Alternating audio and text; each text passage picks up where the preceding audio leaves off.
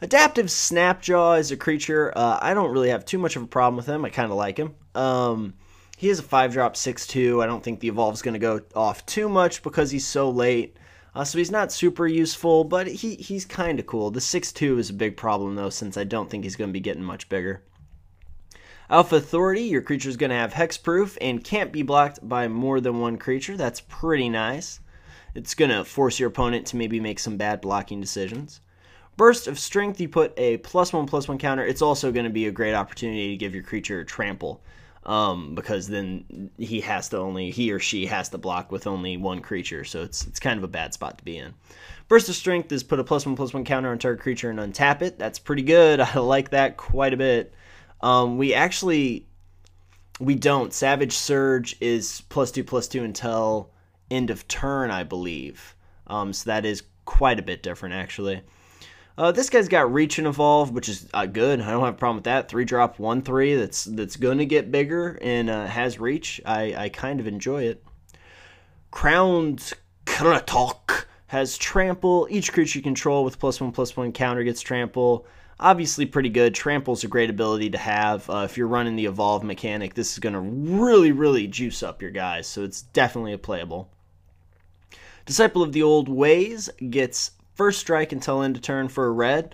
I love giving my creatures First Strike at instant speeds. That's pretty good. It's not a trick, but because it's telegraphed on the card, but it's still not bad at all. Experiment 1's going to be able to be regenerated spottily. He is a 1/1 for 1 though with Evolve, so I do like him. Just for that, I think his secondary ability is going to be coming in handy every once in a while. But not really something that's just going to blow anything away, because you are going to run out of +1/+1 counters, and I don't know if this is the guy you're going to want to invest putting more +1/+1 counters on with one of your spell cards or something like that does it. Forced Adaptation, it's not bad. Like I said, this might not be the kind of card you want to put on Experiment 1, just based on the fact that there are other creatures out there that are going to get more use out of a +1/+1 counter. But this card's awesome, especially if you can get it on time, get something useful down early, and then throw this down on there as well. Oh, this guy's got Trample, deals combat damage to a player. You put a copy of it. I don't really understand what it's doing in this set, since it's very, very Selesnyan to me. But it's a fun card. It's got Trample. It's a 7/7 for 7 with Trample, so I would play it no matter what in Limited, definitely. So plus there's a chance that you'll get bonus guys out of it and then just really shut down your opponent. Greenside Watcher, untap target gate. He's very specifically mana ramp just for Limited, but still pretty good, playable. This card's awesome. The fact that you get green mana for each +1/+1 counter on her makes her really, really good. I actually really like this card, especially in Limited. I think it's going to be very useful. Hinder Vines get to prevent all combat damage that would be dealt this turn by creatures with no +1/+1 counters on them, so that's kind of silly. It's pretty conditional. I think that's sideboard material at best. Mimic Slime is going to go ahead and put an XX green ooze creature token on the battlefield, where X is the greatest power among creatures you control. That's pretty fun. There's a lot of fun token things that are going on. It's a 3-drop that's going to mimic anything you have on the field as far as power and toughness are concerned. It's not going to get their tricks or anything like that, but it is still a really useful card to have in a 3-drop slot. Ivy Lane Denizen. Put a +1/+1 counter on target creature whenever another green creature enters the battlefield under your control. It's a 4-drop, so it's not fantastic as far as that's concerned, but it's still pretty useful. It's something you're probably going to want to consider if you're going heavy into the +1/+1 abilities, the counter abilities. Counters is a commodity ability type thing, because this is kind of counters matter, at least as far as these cards are concerned. Naturalize is an oldie but a goodie, definitely sideboard material.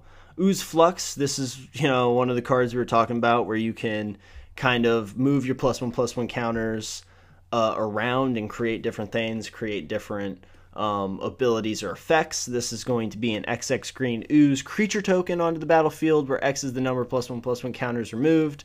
It's great because it's instant speed, so if something's about to get murdered, if something's huge, and there's a kill spell targeting it, you can go ahead and just use this and make something that is almost equally as huge.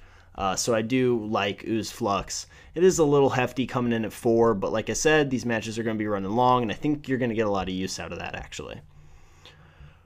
Predator's Rapport. Choose target creature you control. You gain life equal to that creature's power plus its toughness. It's a 3-drop, so I'm not super in love with it, but there are some crazy things that you can do. That is a lot of life for 3 mana. It's instant speed too, and with these Gruul decks, a lot of what you need, to be honest with you, is just one more turn.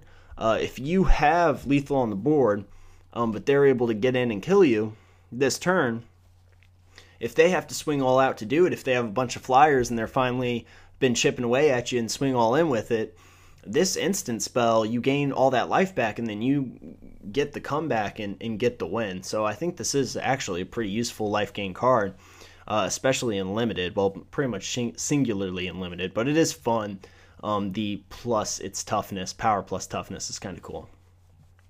Rust Scarab, this guy, he's going to give you the choice of destroying target artifact or enchantment that defending player controls when he's blocked. Not super useful, I don't think. There are a lot. They did put a lot of, there's a lot of artifacts and enchantments that you'd want to destroy.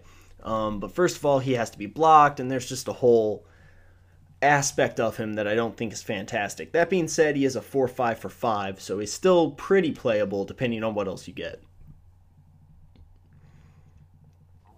Scab Clan Charger's got Blood Rush for 2. Target creature gets +2/+4. I love it. I love that very much. Shuffle Serene Remembrance. This card basically is not going to be super useful in limited, I don't think, except for the fact that you will be drawing from a much smaller pool of cards. There's not a whole lot that you can do. I mean, tutors and stuff, it's not going to happen. But you are drawing from a much smaller pool of cards. So if you use Serene Remembrance, you might be able to throw something into your deck that you'll be able to see again before the match is over. But still, I don't think it's super useful in limited. Scar Goliath. He's got Blood Rush of +9/+9 and Trample. He's kind of a game ender, but he also costs a ton to do it. But instant speed +9/+9 Trample is pretty much going to win you the game, so I'm not going to complain about him. You can give +3/+2 with the next guy. It's not bad, you know. It's not bad at all. Spire Tracer can't be blocked except by creatures with flying or reach. 1/1 for 1. It's kind of fun. Has to have flying or reach to block it, so it's got weird flying. I always love cards like this because that's basically flying. It just can't be targeted by cards that say, you know, target flying creatures or something like that. But it's basically flying. It's a funny way for them to give a creature flying. It's jumping. I'm gonna call it jumping from now on. Sylvan Primordial, he's going to come in and destroy target non-creature permanent that player controls. And for each permanent destroyed, you're going to tutor up a land. Not great. I think he's probably my least favorite out of them. Just that late, it's not really going to matter. Verdant Haven in Shanlan, when Verdant Haven enters he's not my least favorite, I'll take that back. But it's not super useful to tutor up a land at that point. You know, non-creature permanent could be useful, but the fact that it can't be a creature really cripples it. I'm just not a huge fan. Enters the battlefield, you gain 2 life. Whenever the land is tapped, you get a bonus land. I don't think it's that great. You're going to be able to mana ramp at 3, so it's playable depending on where you mana curve out at. So just kind of pay attention to your percentages and where your mana curve lands. Maybe this is playable for you. You do gain the 2 life, which isn't terrible. I'd be a lot happier if it was draws a card, but obviously it's green, so that's not going to happen. But you do get to add the bonus mana, so that is pretty nice. And it's of any color, which is important as well. It's good for mana fixing. Tower Defense, creatures you control get +0/+5 and gain reach until end of turn. That's pretty fun little instant. You can get in and just really mess with what your opponents thought they were going to do to you. And our last 2 cards are Wasteland Viper, which has Death Touch, and I love a good Death Touch. You know what I love even better? instant speed, death touch, +1/+2. That's awesome. I love that card. That is a fantastic uncommon. I will play that all the time. And finally, Wildwood Rebirth. Return target creature card from your graveyard to your hand.